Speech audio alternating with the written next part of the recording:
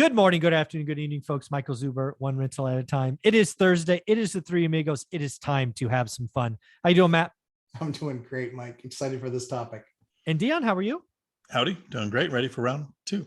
All right, folks, as mentioned in round one, I have gone to my YouTube analytics, which is something I don't normally do. And I found the three most popular videos that all of you watch on different channels. So number one was rising mortgage rates to destroy housing. We gave you our opinion there. Number two, it started the upcoming housing collapse. I think this one was a Graham Stephan video. So guys, I don't know if you've heard, but according to Graham Stephan, it has started and there is an upcoming housing crash. So why don't we talk about what we think that means to us? We'll go to you first, Dion. I agree with him. I think the crash is here. It's hitting transactions. And I talked about in video one how fear of missing out has shifted hands. Yes. It's not the buyers, now it's going to be the sellers. So our job as investors is to hunt for those sellers that have fear of missing out. They're afraid they're not going to be able to sell anywhere close to where they could have a couple of months ago. Mm-hmm. I still don't see prices coming down as a general rule across the board. I think the wish prices will come back down and everybody will say, I saw 10 that were reduced by 20,000. Well, they were probably 50,000 over. Exactly. On their original list. Exactly. Yeah. So I think, yeah, again, I think he's right. Graham Stephan, it started the upcoming housing collapse in transactions. How about you, Matt? What are you seeing out there? What do you think when you hear this title? I took all my portfolio and I've got it ready for seller financing, but only in exchange for crypto. Oh, stop it. Just kidding. No, of course not. But this is how much crypto I have, Matt. It's worth as much as yours is. Yeah. I was gonna say, but I actually own some. So yeah, I mean, at the end of the day, it's exactly like what we've been talking about for 6 months. Transactions are starting to slow. It's still obviously market dependent. Mm-hmm. Our overall transactions are down from last year. And down really?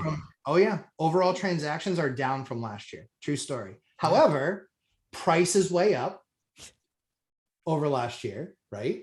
Oh, and it's gonna blow people's mind because again, I'm very clear. There was no housing crash in 2022. Case Shiller, use whatever index you want, nationally speaking, right? I'm not going to talk about your little market in your little state.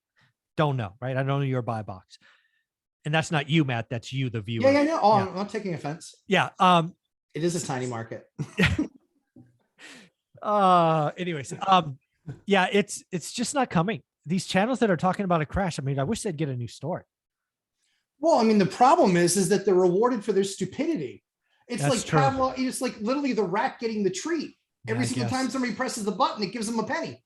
You know, this is the problem that we have. I mean, again, at the end of the day, to say that Graham Stephan does real estate is absurd. Yeah, it's absurd.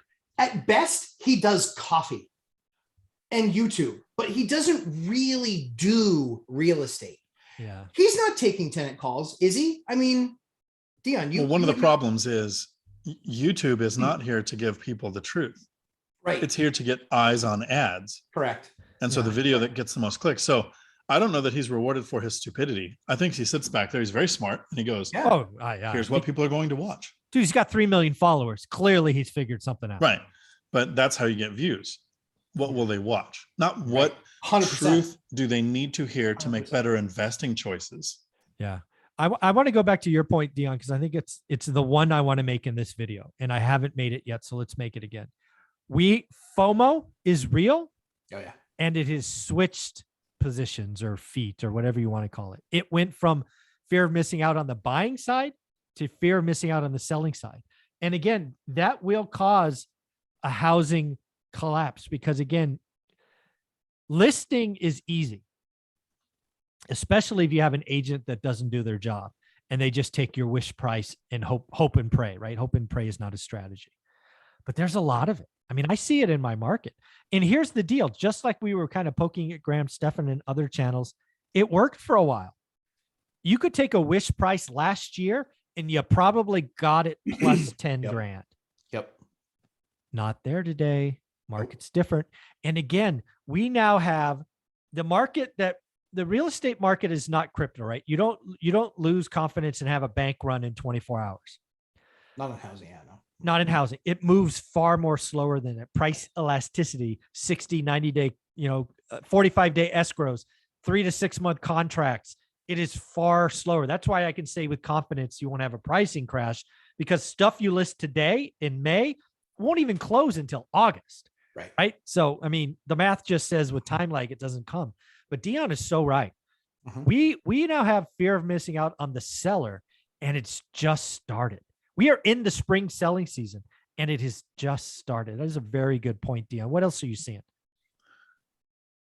I think the most important thing as an investor is to take the information you can bring in to help you make your choices. So while we don't see prices coming down across the board, we're going to see the fear of missing out hitting sellers now, meaning it might not be a price adjustment. It might be they pay the closing costs.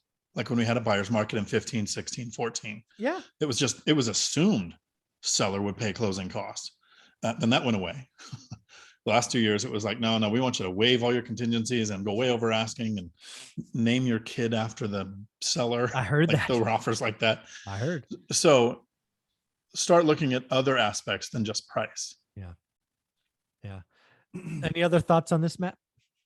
Had a deal I was working on, made an offer. It was under ask. They used that to get another offer. That one fell apart. They came back to me and she was like, so we can do that deal. Oh, can you now? Not that deal anymore. Yeah, So, exactly. I've done that before. Yeah. Yep. Now is I that shaved- deal minus what? 20, 50? What? 15. Yep. Oh, there you 15%. go. Ooh, 15%. percent. 1,000%. Yeah. Oh. Yep. And I was like, the numbers have shifted that much for a landlord. They just have. Now, not for me, because I had something that I had put in place with the bank for that specific deal. And so I had like a lock term, I think 45 days or something like that. But long story short is we go through that process and she was like, yeah, we just can't get there. Okay, no problem. Okay, no problem. And so they went back to market and they got less than my initial offer. Yeah. But not less than your second offer. No, they didn't touch that. That's pretty much exactly how my fourplex for 1.3 was going to go, I think. Yeah. At 1.3, they put it up. I offered 1.1. They came back, asked for best and final. I gave 1.1. I sent an email saying, that's today's rates. Right. Next week, it could go up. So if they reached out now and they said, all right, we'll take your 1.1, I'll say, cool, give me 20 minutes to call and see where my rates would be, because that's going to tell me if I could do it or not. Exactly. And so they might get a 15% shaving too. Yeah. This is why FOMO, and this is why I want all One Rental at a Time fans, students to only be writing great offers today. You might close on a good deal, but all our offers need to be great because you need to plan for the seller's counter.